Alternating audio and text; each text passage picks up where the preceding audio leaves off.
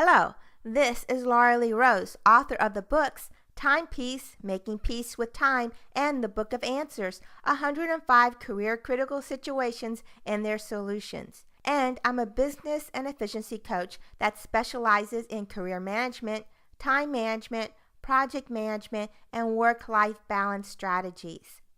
I help busy professionals and entrepreneurs create effective systems so that they can comfortably delegate to others, be more profitable, and have time to enjoy life, even if they don't have the time to learn new technology or train their staff. At the end of the day, I give people the peace of mind that everything is getting done exactly the way they want. Over the years, I've been asked several questions starting with, which is better? Which is better, a bad job with a good boss or a good job with a bad boss? Is it better to possess hard skills or soft skills? Should I negotiate my salary or just not make any waves? Is it better to tell your boss no or continue to work overtime and weekends to catch up? Today's presentation, we will not only cover these answers to these specific questions, but show you a technique to answer any other which is better question you have now and in the future. Before we go into that, I want you to know what makes me an expert in this. I grew up in the IT and software development industry. I started off as a developer and programmer. My customer perspective led me into testing, and I became a hiring and firing manager of both developers and testers. As a development manager, I created a customer-focused program called the Design Partner Program. We invited high-profile clients to be part of our design and development team. Those clients participated in our various milestone reviews, spec reviews, and test lab sessions. This program was so successful that the IBM Rational brand not only adopted it across departments, but incorporated and highlighted it into their biannual software user conferences. Even though I left the company in 2009, the Design Partner Program is going strong. I also hold 5 patents, one of which is on business processes. The others are product-based. While in the corporate environment, I published many articles and spoke at many technical conferences. All of these experiences I now use in my coaching business. I only mention these things to show you that anything is possible. Over the years in business and professional development consulting, I've answered over a dozen different which is better questions by clients. Although each situation is unique, the strategy for getting to the better solution is the same. Today, we'll review the simple strategy for making effective decisions, and then we will illustrate how to use these techniques to answer the top which is better questions. The top 5 which is better questions that I consistently get are: is it better to have a bad job with a good boss or a good job with a bad boss? Is it better to have hard skills or soft skills? Is it better to negotiate your salary or stay safe? Is it better to say no to additional work or work weekends to catch up? Is it better to stay at this job or change jobs and companies? Your head is spinning with the millions of daily decisions that you need to make, so it's no wonder you want someone else to make the more important decisions for you. Should I take this new job or stay where I'm at? Should I stay at this good job with a bad boss or accept that job with less money but with a better boss? Which skill is more marketable, hard technical skills or soft people skills? The great news here is that the same steps that you use for those small decisions you make every day can be used for your bigger decisions. The problem is that you automatically use those decision skills so often that they have become invisible. Then, when you are posed with an important decision in your life, you're a little lost. Taking some time to acknowledge and review the keys to decision making will help you when making those critical decisions. The keys are: number 1, know your goal. Without a precise and clear goal, it is difficult to appropriately prioritize anything. Number 2, understand the big picture vision. What seems urgent today may not really be important or critical in the big picture of things. Number 3, pro and con list just creates more confusion. Instead, make a pro and ExCon list. More on that technique later. Number 4, disengage from irrelevant input. You need to take everyone else out of the equation. Stay focused on your individual goal. Number 5, after you make your decision, make sure you actually execute your plan to accomplish your goal. These keys seem simple, and we've mentioned that you automatically do these things already. So let's illustrate how to use each key with the more important decisions that you may come across. Which is better, taking a bad job with a good boss or a good job with a bad boss? So what is your real goal? Well, your real goal is to have a good job with a good boss. So why spend any time, energy, or attention on anything less than that? So rather than spending your time on answering questions that get you no closer to your real goal, spend that time on clarifying what you really want. What's your definition of a good job? Is it that it fits and supports your professional development plan and career goals? Or is it being happy with your current income and salary growth prospects? Having a reasonable workplace environment and flexible hours? Having high caliber coworkers and enjoyable teammates? Having lots of opportunities to advance and lead projects? So clearly define what a good job means to you. Now, what's your definition of a good boss? Depending upon the type of employee you are, you may want a more hands-on manager, a manager that compliments you regularly on your progress, that checks your work for additional recommendations or advice. You may want a manager that is very knowledgeable in your area of interest so that you can learn from him. You may want a manager that gives you quarterly mock performance reviews to make sure that you will be well prepared for the real year-end performance review. Or you may be more experienced. You may want a less hands-on manager, a manager that gives you clear direction and then allows you to decide upon the how to get there. You may want a manager that is very available to meet with you on a weekly basis to review your ideas, proposals, and improvement suggestions. You may want a manager that is very open to you giving lectures and lessons learned series to junior employees. So clearly define what a good boss means to you. Once you clearly define what you really want in a job and in a boss, you can create a plan to get you there. Understanding the big picture vision. Once you understand your real goal to have a good job with a good boss, then the dilemma of which is better, a bad job with a good boss or a good job with a bad boss, is no longer relevant and a waste of time. You don't really want either choice, so spend your time understanding the big picture vision, which is to create a work environment with a good job and a good boss. Once you understand the big picture, you will uncover some additional questions and decisions.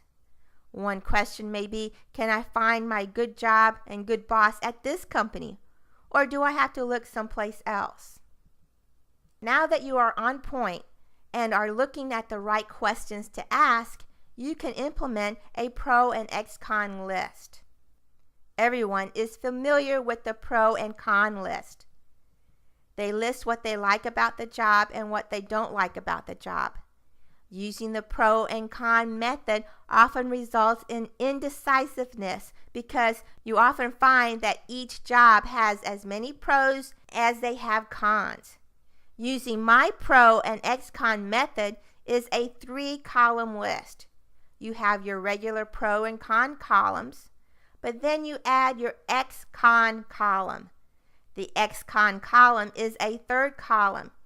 You use the ExCon column to list what needs to happen to turn the con into an ExCon or make it acceptable to you. Pro and ExCon instructions. Number 1, create your pro and con list as usual. Step 2, use the third column to list the steps that you need to accomplish to either eliminate or convert the con, making it an ExCon. Here's an example of a pro and ExCon list. Pro, people already know me and my skill set at this current job. Con, I am overworked and I'm not doing the tasks that match my role, responsibilities, or band rating. ExCon, I can work with my manager to create my individual development plan and career positioning system. I can ask for assignments that better match my role and band rating. I can learn to say no to things that do not match my IDP and CPS. Pro, I already have a good rapport with my manager. Con, I am not making enough money. ExCon, discuss with my manager about other roles and positions that have a higher salary level. Discuss my skill gaps to gain that position and start working on filling in those gaps.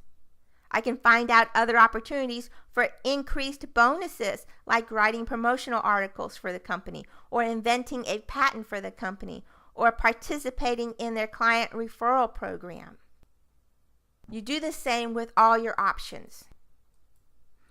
Now that you have used the pro and ExCon list, you have a better idea of your next steps. Now you need to disengage from irrelevant input.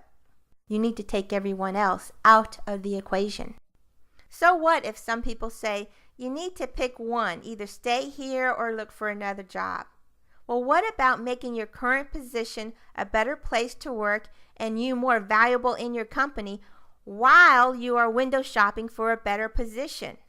As you increase your value to your current company, you are making your resume more viable and attractive to others as well. What about using the current company to fill in some of your skills and experience gaps so that you are more valuable and attractive to other companies? So what if people say that it's dangerous to start looking for another job and visiting a recruiter if you want to stay at this job? Continuous window shopping allows you to stay relevant to what's out there and doesn't necessarily mean that you're actually going to buy anything. Understanding the relevant skills in current job market, the current salary ranges for your current roles, and the skills you are lacking to advance in your field are actually critical things to investigate. So what if no one else business networks with the people outside your company? If you want to find out more about other companies or their work environment, then stay connected with other professionals outside your company. Share hobbies, invite them to professional association meetings, invite them to a group after hours event. Who says that you shouldn't talk to your manager about your career goals, your development plans, your income, and how to increase it? So what if someone else got laid off within a week because they asked for a raise? That person isn't you. They don't bring the same value to the department and the company as you do. They aren't able to quantify their performance in terms of increased company revenue, decreased costs, and client satisfaction. All these different stories and advice are coming from different people, and they may be true for them and may even be true in general. But there are lots of truths that are irrelevant. Just because something is true doesn't make it important to you. We often miss great opportunities listening to irrelevant advice. Focus on your specific goal and prioritize, sort, and filter according to those goals. Now that you've made your decision, you need to plot your path to success. The decision is just the first step. Now you have to put it into action. This is where your individual development plan and career positioning system comes into play. In my Step In and Step Up webinar, I talk in detail about your CPS, your career positioning system, and your individual development plan, your IDP. It also goes through the steps of clarifying your vision, mission, and goals. And if you would like more information about how to register for that webinar, please contact me, Laura Rose at rosecoaching.info, or make an appointment for a one-on-one chat. Just a quick review about the CPS. Without taking the time to outline your goals, anywhere you end up is exactly where you deserve to be. Think of your GPS system. The only thing your GPS system requires is your desired destination. It doesn't care where you were last week, last month, or last year. The only thing it requires from you is where you want to be. Now, envision your CPS, your career positioning system. Your CPS needs to know where you want to be, do, and have for it to work for you. Take this time to figure out your desired career destination. We're going to pause here for a few moments for you to define your career destination. If you're having trouble with this exercise, set up a one-on-one appointment with me to discuss this further.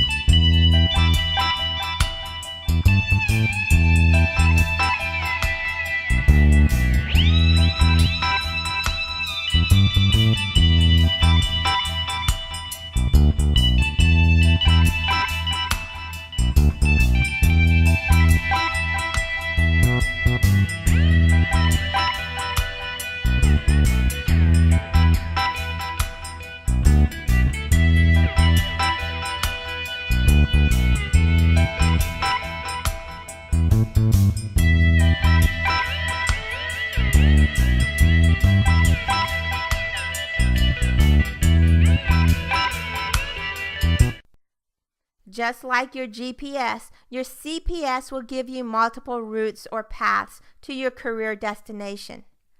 Unlike your GPS, you don't have to select either or. You can often travel both routes simultaneously. Many people put additional pressure on their decision making by mistakenly thinking it's an either or proposition, when it's actually not. In truth, there are at least 4 options: the either, or, neither, or both. But most people focus on only the first 2 options, which increases their stress. Time may be linear, but what we choose to do with that time is not. If you connect with one route better than the other, you may want to start with that one. If you can't connect with either one, then you need additional data and possibly search for a 3rd or 4th option altogether. The answer may even be a combination of many routes. There's nothing wrong with starting with one solution to fill in some skills, training, or experience gaps, and then continuing with the other option at the appropriate time. With decisions, you can never make the wrong decision. Decisions only create results. Every result takes you either closer to your goal or gives you additional data that will ultimately bring you closer to your goal. And once you get your results, you can make another decision. So let's go back to our original example or scenario. Your original goal is to have a good job with a good boss. But that doesn't mean you have to either stay at this bad job with a good boss or take a different job with a bad boss. It doesn't even mean that I have to make the decision to stay or to leave.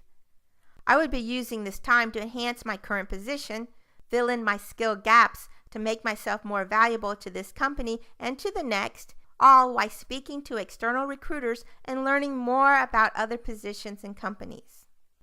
Another misconception is that your company or manager is responsible for providing all avenues to you.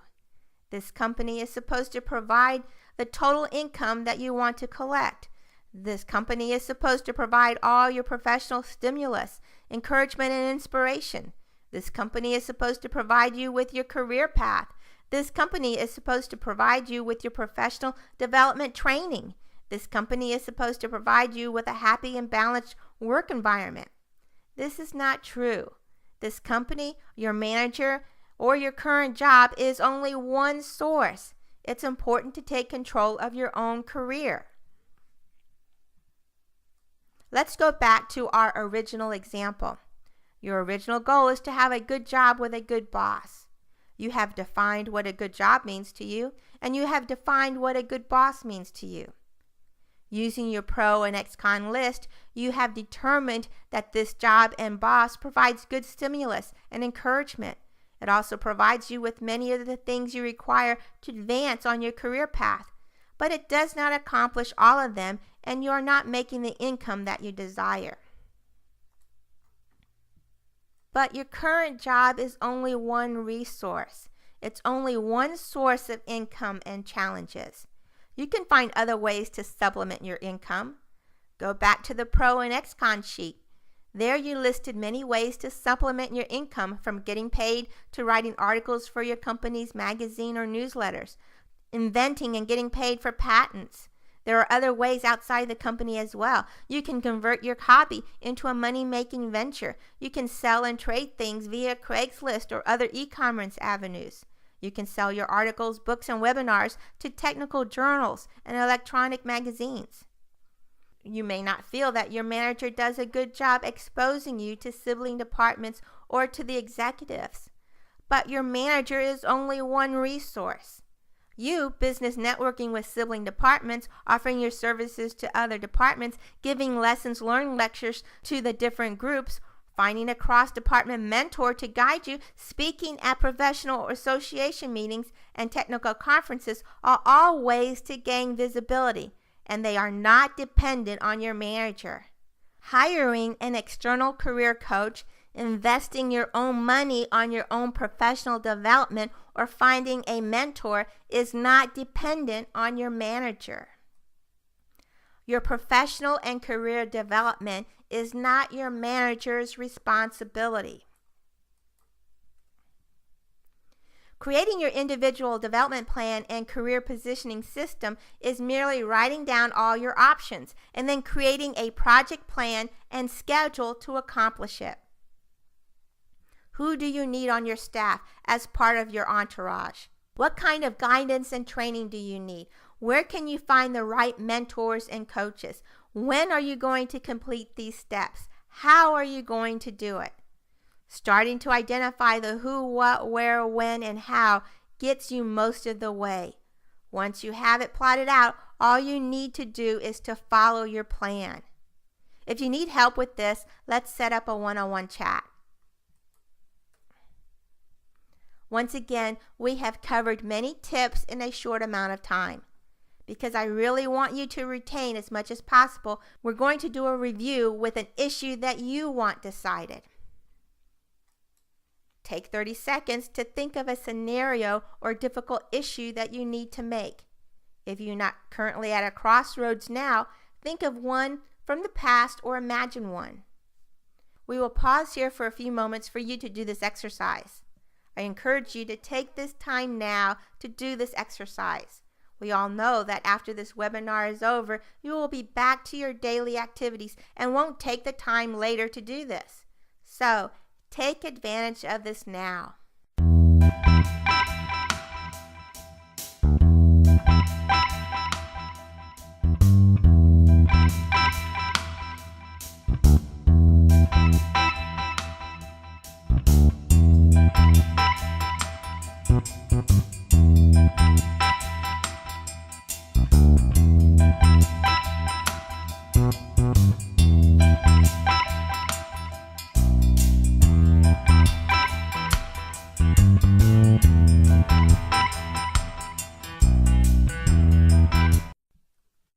Okay, now remember the original example of, is it better to stay at a good job with a bad boss or a bad job with a good boss?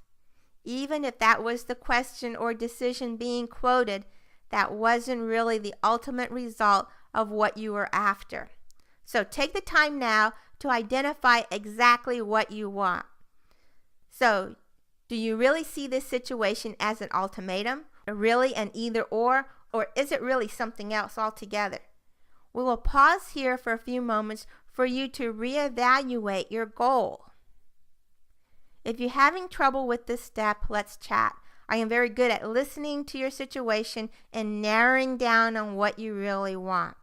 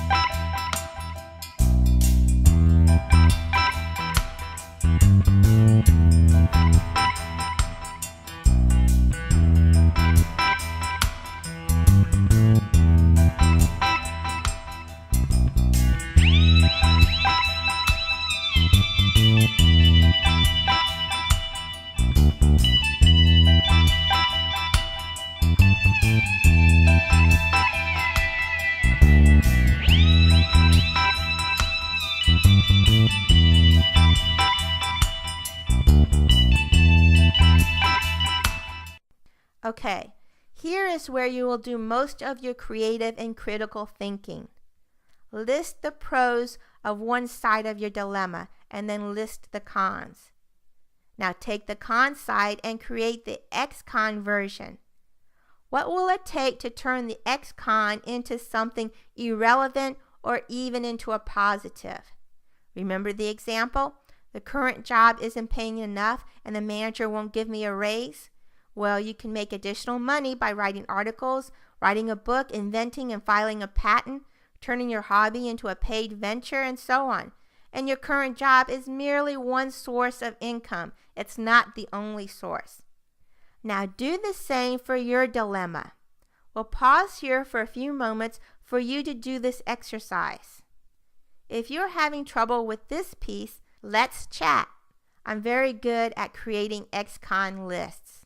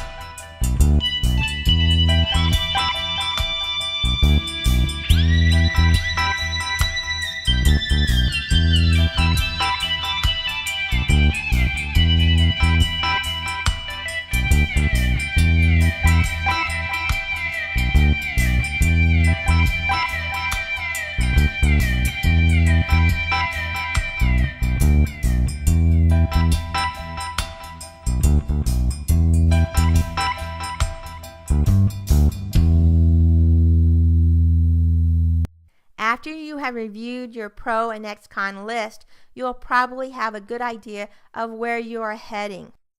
Once you know your general destination, you can plug it into your CPS, which will give you your IDP or Individual Development Plan.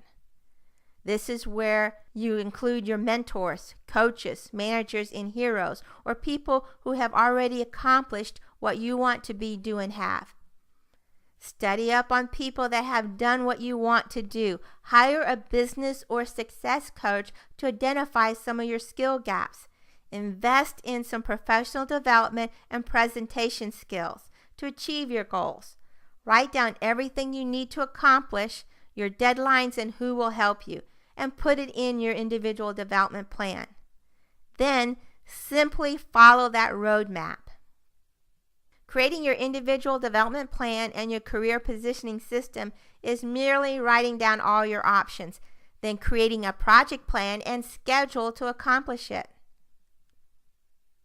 Who do you need on your staff as part of your entourage? What kind of guidance and training do you need? Where can I find the right mentors and coaches? When are you going to complete these steps, and how are you going to do it? Starting to identify the who, what, where, when, and how will get you there. Once again, if you need help with this, let's set up a one-on-one chat. One last tip, which probably goes against everything you were taught as a child, is when executing your plan, do the very minimum to get to your next step. Find an adequate solution to get you over the hurdle as quickly as possible versus the decision that may be the very best in all categories. As an example, if you are deciding upon a car, look for a car that satisfies all your important criteria instead of the very best car on the road today. People that tend to look for the optimal or the best spend a lot of time and energy to reach a decision, and they're often anxious about whether they are, in fact, making the best choice. They can't make a decision until after they've examined every option so that they know they're making the best possible choice, even if their criteria has already been satisfied. So, be clear on your goals and your criteria. Your criteria can still be high quality and of high standards, but once you have met them, move on. Remember, your end goal isn't to make the best decision that you can. The end goal is your end goal. The sooner you make a decision, the sooner you can take action. The sooner you take action, the faster you will get a result. The sooner you get a result, the faster you can determine what your next steps are towards your goal. You are only limited by your imagination. I want this group to start playing a bigger game. I know you can command a bigger stage. It's already in you to excel. The fact that you are on this call right now means that you are ready to take that next step. Just do it. I know I've covered lots of different concepts in a relatively short period of time. Because I really want you to retain most of this, we'll illustrate these concepts in some real-world scenarios. Meet Josh. His dilemma is, what is better? Is it more important to possess hard skills or soft skills in an interview? What helped him was to realize the big picture view. His goal was to be seen as valuable to any organization, and the key to being valuable to any organization is being well-rounded. This means having both technical skills as well as soft skills or people skills. Technical knowledge isn't knowing everything, but knowing where and how to find the answers. It also means keeping your skill set relevant.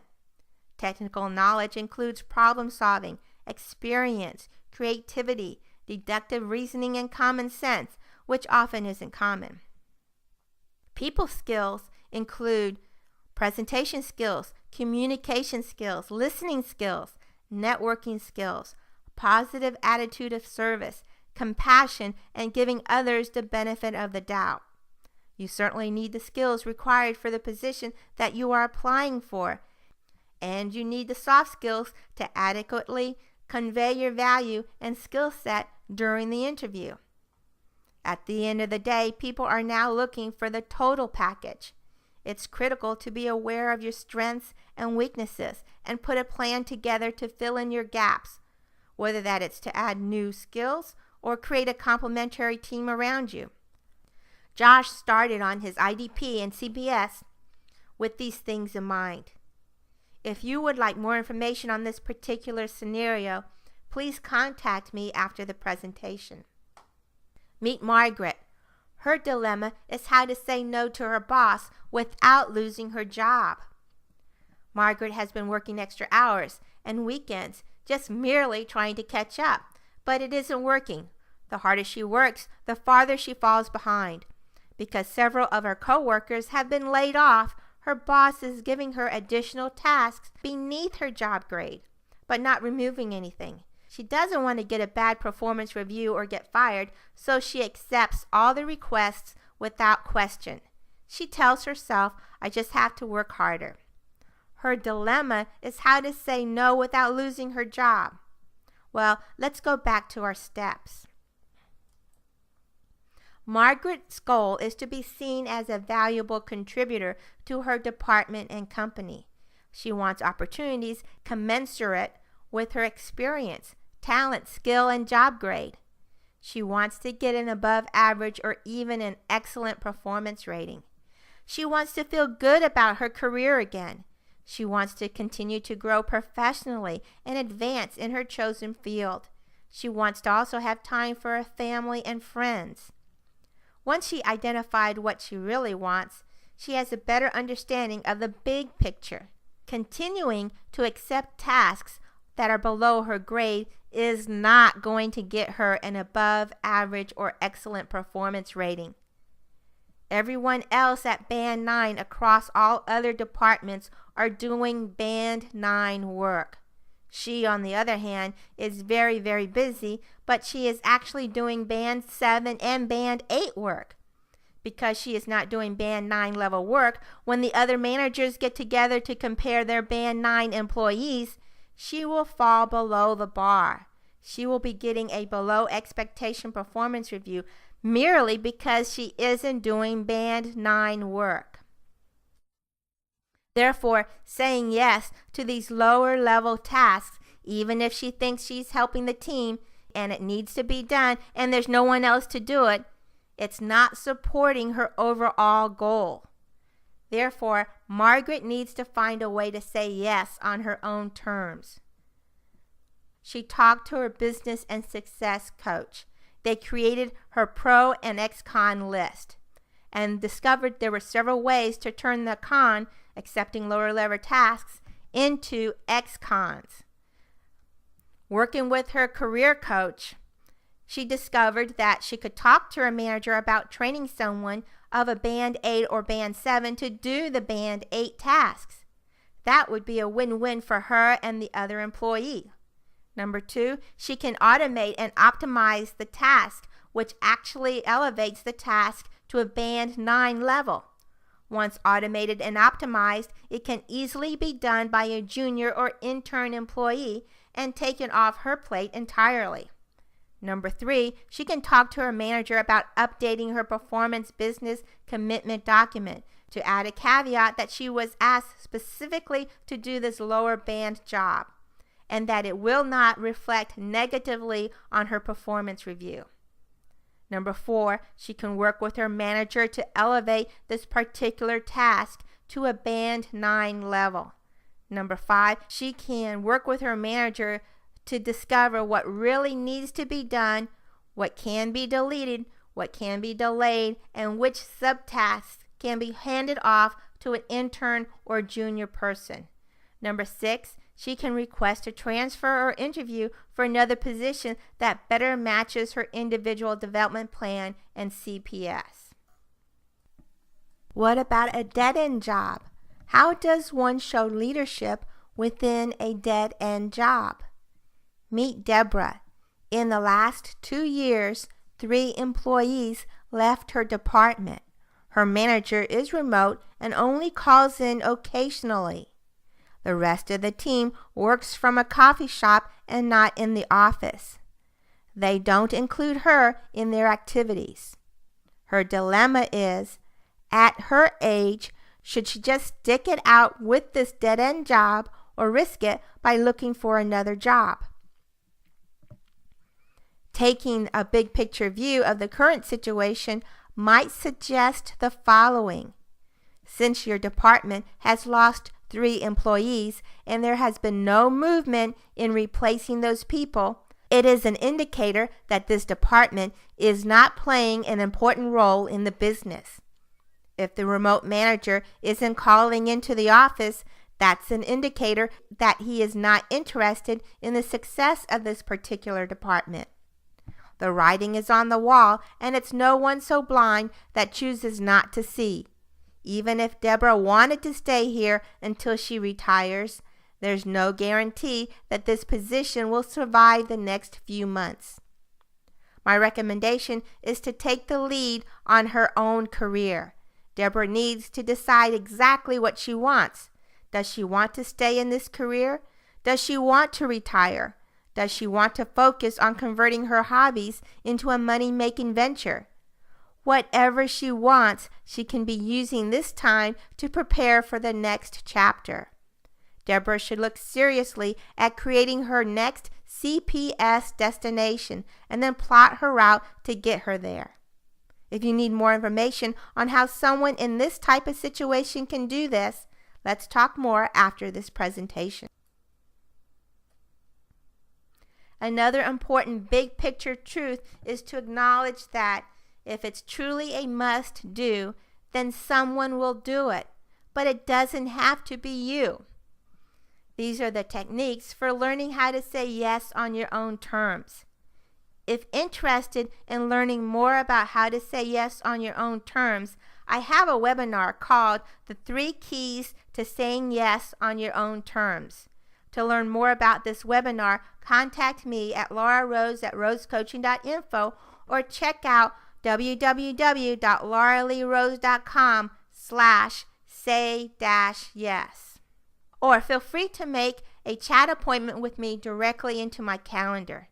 We're going to pause here for a few moments for you to make these contacts now.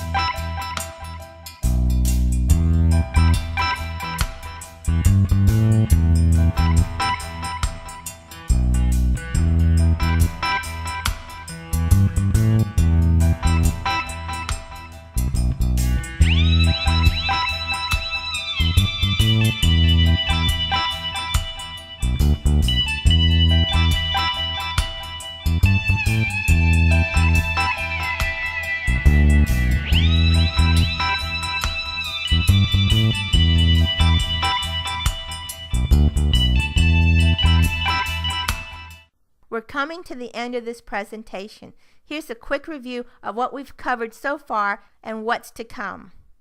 Here are the keys to decision making that we talked about. Know your goal, understand the big picture view, create your pro and ExCon list, disengage from irrelevant input, and plot your route to success. Once you get started, these things will become automatic. The process will start to take over. The process will be doing the work for you. It will become a domino effect. The only thing you need is to take that first step.